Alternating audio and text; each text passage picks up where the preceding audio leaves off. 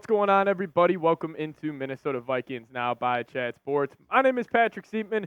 Coming up on today's show, we got day 2 takeaways from Minnesota Vikings Minicamp as they just wrapped up a couple hours ago. So I got 5 takeaways that I had from just, accumulating clips I found on Twitter and also diving into a ton of quotes from players and coaches from this session. But before we dive into that, guys, if you guys could help us reach 26,000 subscribers actually here on the channel. We are only 160 away, which is awesome. So shout out to you guys who have showed support on the channel as of lately. But if you guys could help us reach that milestone of 26,000 subs and hit that subscribe button. So the first takeaway I noticed from day 2, and this was also in day 1 as well, but Ivan Pace is wearing the green dot, and everybody is raving about his performance, and specifically just him, taking that next step as being a leader of this Vikings defense. But Kevin O'Connell was asked about Ivan Pace during this minicamp session, and he was just talking about his development, and he says it's still remarkable, even where he's at right now, to think that this is just his second year. He's had a very good spring, just the type of communication that Flo is putting on his plate. And my hot take for this with Ivan Pace is I think he's going to be a Pro Bowler this season. I think he kind of has that swagger, and obviously his on-the-field play will contribute to that as well. But I don't think his swagger and his overall mantra will be able to be very attractive to fans, as obviously they are the ones voting for that. So my hot take is Ivan Pace will actually be a Pro Bowl linebacker this season. I think he's going to take that huge next step. So I just want to give a shout out to him. And also, he was wearing number 0. I accidentally had a hiccup on yesterday's show. I called him Ivan Pace 0 instead of Ivan Pace Jr. I kind of like Ivan Pace 0, so we might be starting a nickname here for him on the channel. But Kevin O'Connell was also talking about some of the other linebackers and them possibly getting the green dot as well. He said, we also want to have Blake Cashman and Camus be ready to handle some of that green dot work. BA, Brian Asamoah, has done it a little bit in the past. So you look at those 4 guys and some of the down-the-line young guys we have. We've got Abe Bealplan back as well. The depth of that room, just the versatility. And that's when you continue to say, man, we're versatile in that room. And there's no doubt about it. Like, the Vikings linebacking group is definitely a whole lot better than I think, most fans are giving them credit for. Like Ivan Pace and Blake Cashman. That's one of the better duos we have in the National Football League. And then you just got the rotational guys. Like, I was huge on Brian Asamoah coming into last season. Super fast, great at, just filling holes in the run game. So I think this group for the Minnesota Vikings is going to turn a whole lot of heads this season, and it's all going to be led by Ivan Pace Jr.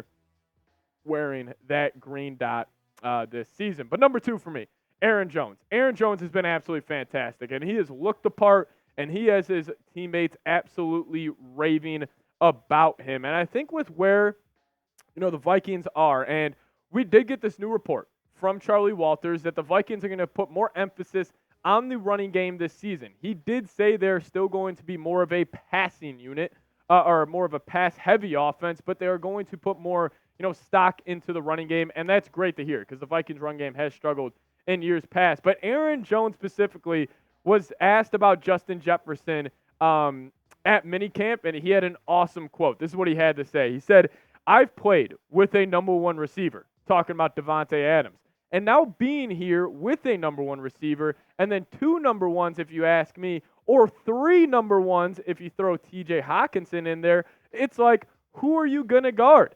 He also carried on to say, I told JJ today, I'm like, man, I'm ready to get on the field with you. You're going to make my job easier. He's like, nah, you're going to make my job easier. I guess that's what we're here for.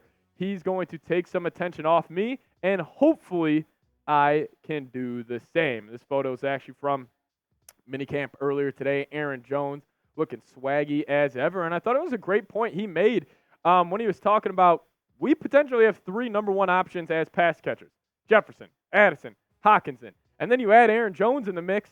He's not lying when he's saying, who are you going to guard? You're going to have to pick your poison on these Vikings weapons, and just adding Aaron Jones to this group, it is going to change life for this Vikings offense. And the Vikings offense past couple of years, it has been solid. Like, it has been borderline top 10 on mostly every statistical category there is out there. But specifically, the run game has struggled. 2022, 27th in the NFL. 2023, 29th in the NFL. That has been the one gripe I've had with Kevin O'Connell is his inability to establish a consistent run game. Well, how do you fix that? Upstairs, a GM move that you can make, you add a guy like Aaron Jones. And I just love the way he was talking about it, saying how him and Jefferson are going to be able to complement each other's games so well. And, hey, you can't stack the box against the Minnesota Vikings. So if you're going to give Aaron Jones a favorable box, he's going to absolutely take advantage of it. So I just love the way he's been talking. And, I really do think he is going to fix the run game this year for Minnesota. But you guys let me know, how much faith do you have in Aaron Jones fixing the run game? Or I'll ask you, will Aaron Jones fix the run game? Give me a Y for yes or an N for no down in the comment section. Curious to see what you guys have to say. So number 3 is about Robert Tonyan, and he apparently looks great. I heard reports actually yesterday about Tonyan. He made a couple big-time catches, and I should have probably talked about him a little more on yesterday's show, but Alec Lewis just tweeted this out about an hour ago, saying Robert Tonyan has looked great in minicamp. No hyperbole. Catching everything. Snagged multiple passes in the red zone period today. Outstretched arms. Toe tapping in the corner of the end zone. Just impressive. And Alec Lewis, great job covering the Vikings. Give him a follow on Twitter if you guys haven't already. But he is boots on the ground at Vikings Minicamp. And if he's raving about him, I'm going to trust the eyes of Alec on this one. I'm going to trust that trust what he's seeing in Robert Tonyan in becoming a elite pass catcher in this offense. And with TJ Hockenson more likely than not going to miss at least 7 to 8 games this season, they're going to need somebody else to step up. Is it Robert Tonyan? Is it a guy like N'Keal Harry? We told you guys yesterday that he is getting reps with the tight ends during this offseason. So the Vikings definitely have options at that tight end group. But, it's great to hear a guy like Robert Tonyan, who had a down year for Chicago last season, that he's looking pretty good. He was great for the Packers that one season where he went for double-digit touchdowns. So Robert Tonyan, he's definitely living up to the hype. But for takeaway, and this is more of a note here, pretty depressing for me personally because I'm such a big fan of him. But Jalen Nailor is sick, and he's missed the last 2 days of OTAs. And I think this is significant for the battle at wide receiver 3. And I said Jalen Nailor, if I had to have my personal choice, if I was a coach on the Vikings staff, and obviously they know a whole lot more than I do, but I would have chose him to be the wide receiver 3 this season. I think he's incredibly, elusive, can get in and out of routes very, very well. But, he's kind of put himself behind the 8 ball here, not being at minicamp. And obviously it is not his fault. He is just dealing with illness. But then you start looking around this room, like, you still got 3 options, I think.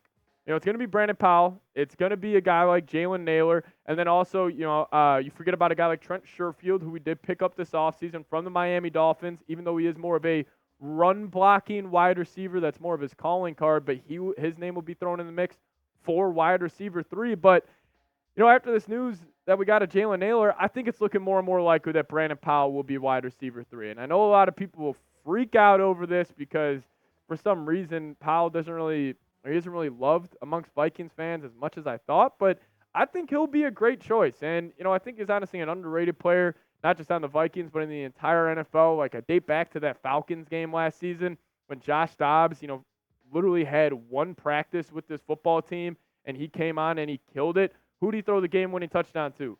Brandon Powell on a whip route, just creating separation. And with guys like Sam Darnold, J.J. McCarthy, like, you're going to need to have those guys that just separate at a high level, and Brandon Powell does it. Familiar with the offense, even dating back to years before when he was with Sean McVay, similar systems that they're running. So as it's looking right now, I think Brandon Powell is going to be wide receiver 3 for this team this season. But I got more takeaways coming up in just a second, but I got to tell you guys about a sweet deal we have at chatsports.com/Vikings jersey.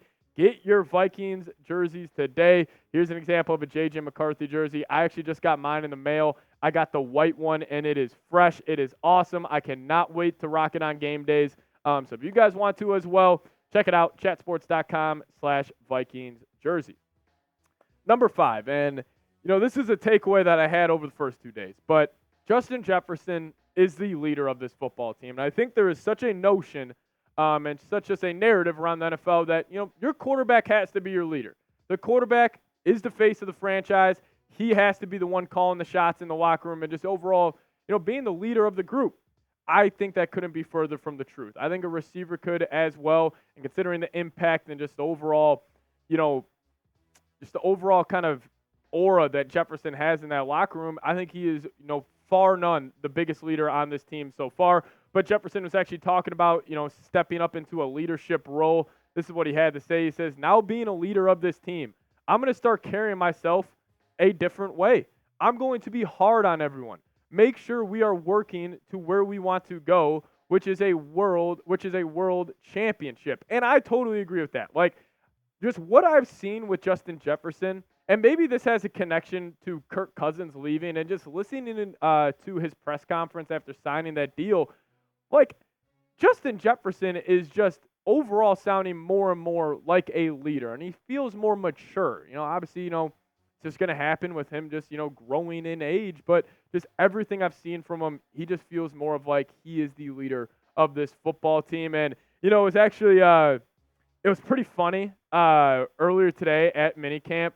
There were some clips going around of the Vikings receivers just running routes, and who was throwing the ball to Justin Jefferson? It was actually former NFL quarterback, current Vikings head coach, Kevin O'Connell. I thought it was pretty cool. O'Connell hit Jefferson on a couple slant routes, and he was kind of barking at him after a couple of those routes, telling him to flatten it out. And I just thought it was pretty funny. Kind of speaks to the relationship these two have, as they're really building this offense and building this team around number 18. But if you guys made it to the end of today's show, if you guys could, just give me a skull down in the comments section so I can know who all the real ones are. But thank you guys so much for watching today's show. Again, if you guys made it to the end, give me a skull down below. That's my Twitter right there. I'll be tweeting about Vikings minicamp all off season long.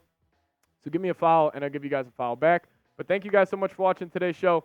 See y'all next time. Skol Vikes.